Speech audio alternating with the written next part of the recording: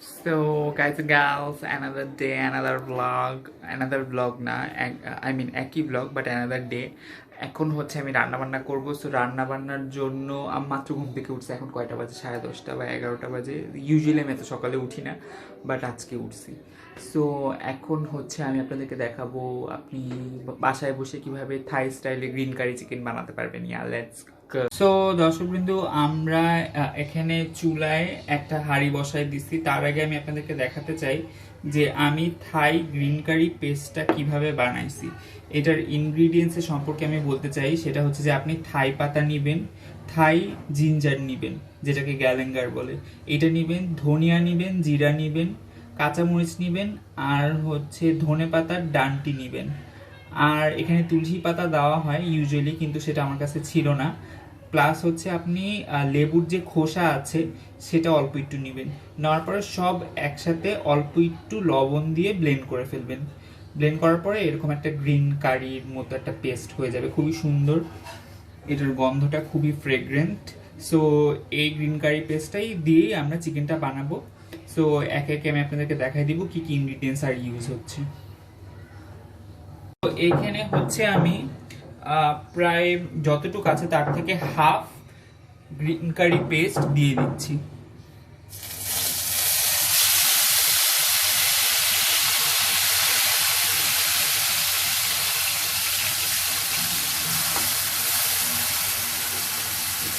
চুলাটা আমি বন্ধ করে দিয়েছিলাম, আবার এখন ফেলে দিচ্ছি। এখন এই পেস্টটাকে আমাদের এই তেলের মধ্যে মানে ভাজা ভাজা করতে হবে আর কি। যতক্ষণ পর্যন্ত পেস্টের মধ্যে থেকে কাঁচা গন্ধটা চলে না যায় ততক্ষণ পর্যন্ত আমরা পেস্টটাকে সুন্দরভাবে ভাজা ভাজা করব। তো দর্শকবৃন্দ, এই মশলাটা যখন এরকম পুরাপুরি পানি শুকায় গিয়ে তেলের মধ্যে সুন্দরভাবে ভাজা ভাজা হয়ে যাবে, তখন আমরা এটার মধ্যে আরেকটু তেল অ্যাড করব।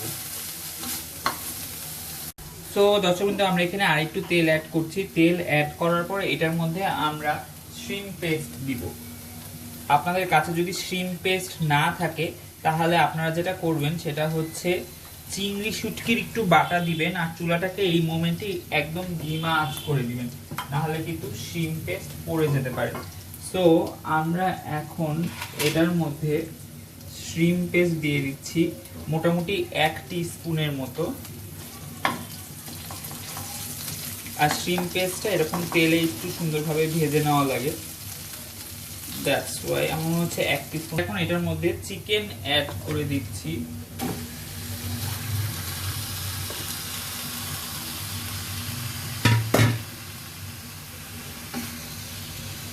চিকেনের সাথে যাতে প্রত্যেকটা মশলা সুন্দরভাবে মিশে আমরা সেটা এনশিওর করব। তো দর্শকবৃন্দ, 5 থেকে 7 মিনিট আমাদের মুরগিটা এরকম ভাজা ভাজা করা হয়ে গেছে। এখন আমরা চুলাটাকে কমিয়ে দিয়েছি। এখন আমরা এটার মধ্যে নারকেলের দুধ ইউজ করব। আপনারা চাইলে ক্যানেরটা ইউজ করতে পারেন। ফ্রেশলি নারকেলের জুস যেটা ফ্রেশ বের করা হয় সেটা বের করতে পারলে আরও বেশি ভালো হয়। বাট আমি দেখেছি এই অ্যারোই থাই, এটার মানে গন্ধটা অনেক বেশি সুন্দর। থাই চয়েসের থেকেও আমার কাছে মনে হয়েছে যে এটার গন্ধ বেশি ভালো পাওয়া যায়। সো আমরা এখানে প্রায় 1 ক্যানের মতো কোকোনাট মিল্ক দিয়ে দিব। 1 ক্যানের থেকে একটু কম আছে এখানে। সো আমরা এটা দিয়ে দিচ্ছি। আর আমি কিন্তু মুরগিতে কোনো লবণ ইউজ করিনি, কারণ হচ্ছে এমনিতে তো কি বলে শ্রিম্প পেস্টে অনেক লবণ থাকে। প্লাস হচ্ছে আমাদের কি বলে আমরা যেসব সিজনিং দিব, কি বলে আমি কেন বারবার বলতেছি, যেমন সয়া সস, ফিশ সস, সেই সসগুলোতেও কিন্তু অনেক বেশি লবণ থাকে। দ্যাটস ওয়াই আমি হচ্ছে এক্সট্রা করে কোনো লবণ দেইনি আপাতত, যদি লাগে তাহলে দিব। দর্শকবৃন্দ, আমরা হচ্ছে এখানে পুরো 1 ক্যানের মতো নারকেলের দুধ দিয়ে দিয়েছি। এখন আপনারা যদি চান তাহলে এখানে আর একটু নর্মাল দুধ, গরুর দুধও ইউজ করতে পারেন, তাহলে একটু বেশি ক্রিমি হয় আমার কাছে মনে হয়েছে। সেজন্য আমি একটু নর্মাল গরুর দুধও প্রায় অল্প একটু দিলাম, মানে হাফ কাপের থেকে একটু কম। সো এই জিনিসটা কিন্তু এরকম ঝোল ঝোল টাইপেরই হবে, এমন না যে এই জিনিসটা মানে খুব ভুনা ভুনা করতে হবে আপনাকে। সো এই জিনিসগুলো দেওয়া হয়ে যাওয়ার পরে এখন আমরা এটাতে সিজনিং অ্যাড করব। ফার্স্টে আমরা ইউজ করব হচ্ছে ফিশ সস।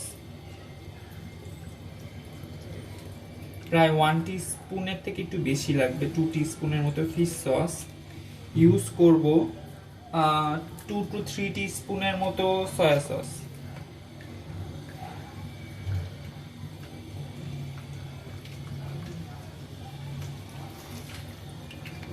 আমি হচ্ছে এখানে কিকোমান ব্র্যান্ডের সয়া সস ইউজ করছি। এই সয়া সসটা কিনে দেখতে পারেন, এটা যথেষ্ট ভালো।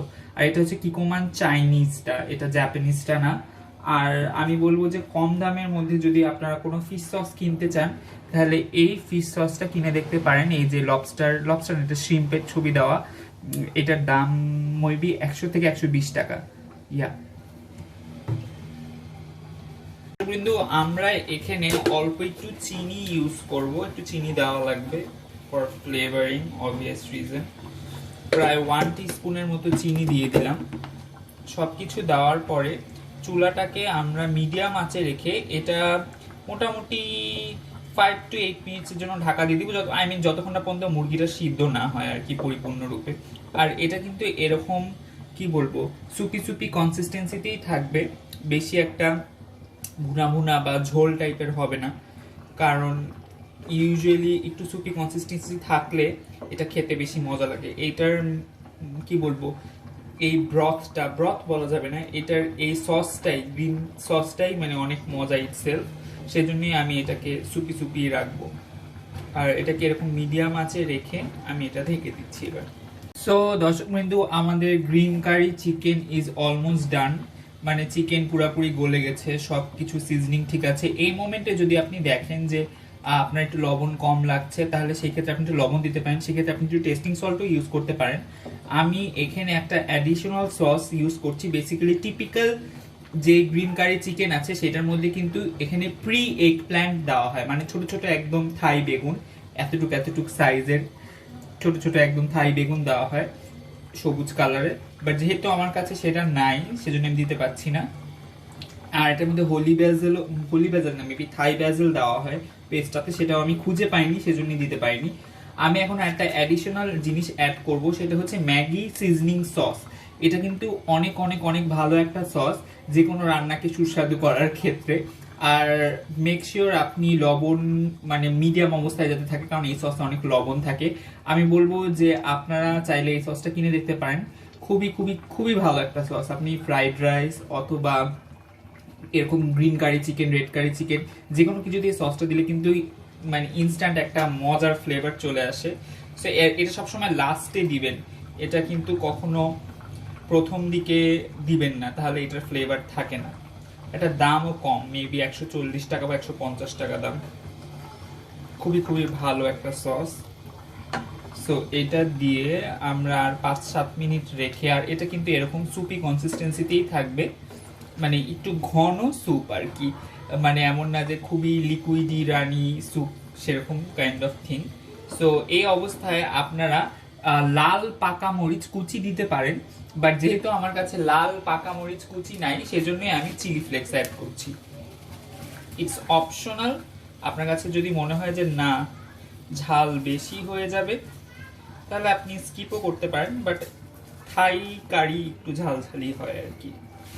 আমার কাছে আমি একটু বেশি দিয়ে দিচ্ছি, যাই হোক। সো এটা অ্যাড করার পর আমরা মোটামুটি 5 মিনিট রেখে এবার এটাকে নামায় ফেলবো। ইয়া, আমাদের থাই কারি ইজ রেডি। তো দর্শকবৃন্দ দেখতেই পাচ্ছেন আমার সব রান্না হয়ে গেছে। আমি এখানে থাই রাইস রাঁধছি, এই যে হচ্ছে সাথে এই যে আমার পিনাট সস, ওইটা হচ্ছে গ্রিন কারি চিকেন, আর এটা হচ্ছে স্যালাড, আর এটা হচ্ছে একটা আলু আর চিজের রেসিপি। সো এখন আমরা খাবো। সো যদি পারি খাওয়ার ব্লগটা আপনাদের সাথে শেয়ার করব।